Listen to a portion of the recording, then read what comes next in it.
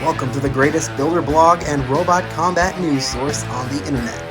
This is BotTalk. What's up, all you bot builders out there? I am the Madman24, better known by my enemies as Ian. And I'm Rose from Team Typhoon Robotics with my robot Tempest. And this is BotTalk. Today's episode, we're going to be talking about our new personal projects on our own robots, talking about getting ready for the upcoming Roboticon, and any news that's been coming out of the world of combat. So first to start out, you just got some brand new parts for your robot, Rose, isn't that correct? I did. I got a engine for my new weapon attachment that I'm going to add on. I'm going to add my horizontal spinner, or I might do a vertical spinner as well. I'm pretty sure I gave you the vertical spinner parts. I'm not currently using the vertical spinner on the Viper kits because I've got two other robots of my own, Beetlejuice and Azrael, and they are a handful. The Beetlejuice is a Palm Beach beater bar, and Azrael is a Phantom Fire horizontal spinner kit. So this vertical spinner, do you think you might choose that, or do you think you might choose the horizontal? I think at first I'll try the vertical spinner as this is about as far as I've gotten. As far as I've done robot combat, I've really wanted to try a vertical spinner.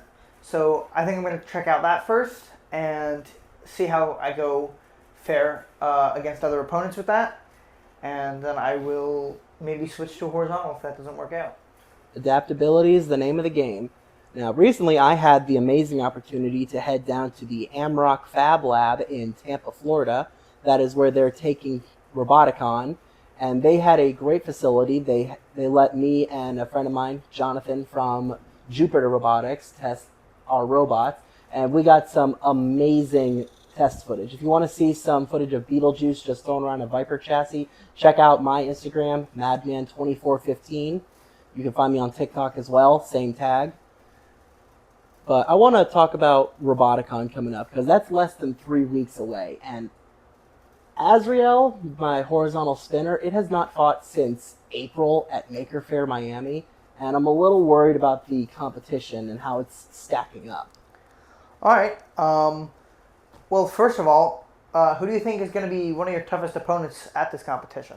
Hands down, anyone with a scalar kit. Now, for those who don't know, a scalar kit is one of the multiple robot kits you can buy online. That model coming from Repeat Robotics. There is likely 3 or 4 at this event, being Mr. Breeze, Clown, and Antlash, the tick-pulling. Well, what makes them so dangerous? Well, they're very hard to kill. That's one thing. They are almost indestructible because Repeat Robotics makes very good parts, and they hit like freight trains. Those horizontal spinners, they just hit and they don't stop coming. It is terrifying to fight those things. I've only ever beaten one, and that was with a Viper kit with a 1/4 inch, I don't think 1/4 inch, maybe 1/8 of an inch thick AR-500 plate. But it was still scary, and it took a lot out of me. Ooh. Well, that was pretty tough. I also checked the registration list, and Insomnia from Florida Polytechnic, they're coming too, and they're equally as terrifying as any scalar kit. I think they're one of the few people who's actually beaten a scalar kit and actually walked away unscathed. And now, who do you think you could beat? Who do you think would be the easiest to beat? Now, there are a lot of competitors on here, but I know the destructive capabilities of both of my robots, as well as the driving style that I use. I think Blue Saw could probably be a decent robot to beat. It's a 4-wheel drive overhead saw bot. Those are becoming very popular for new builders because they're very destructive and they're very flashy. I think Lunchpad, it's another one. It's a 3D printed flipper bot, but it's flat on all sides, which is a great thing you want to look for if you have a horizontal spinner, which Azrael thankfully does. Slapdash and I think Bot, yes, that's the name. Those are both FingerTech Viper kits, and I recently had a endeavor with a Viper kit between Azrael and Beetlejuice, and the damage was unbelievable. Apart from that, I'm just going to do my best, take them as they come, and hopefully make it to the championship. Now, looking into the world of robot combat as a whole, a brand new attachment has been available for the FingerTech Viper kits, what they call the rear-facing Viper tail spinner. So anyone who's seen NHRL and knows the robot Maximizer, it's a very long robot with a wedge on the front and a horizontal spinner as the tail. Well, it sounds pretty tough. Good thing I run a FingerTech Viper kit. I might have to pick one up myself. Absolutely, this could definitely be one of the attachments. They say robot fighting is the ultimate game of rock, paper, scissors. Now you got the rock, the paper being your vertical and horizontal. Now you just need the scissors, which could possibly be a rear-facing spinner tail. Yeah, and coming in at $83 doesn't seem like too much of an investment to get started. As they say on the website, it includes the spinner, a spinner blade, the motor, all the necessary screws and attachment pieces necessary to make the tail work, as well as a UHMW frame that can go across the top. Interesting. I might have to pick one up myself. We'll look into that for sure. And also coming up in the world of robot combat is the brand new BattleBots Face-Offs. They're calling this the pre-qualifier for Season 8. Now the first weekend is coming up, and the first 4 robots include Scorpios, Mad Catter, Calypso, and Roundhouse.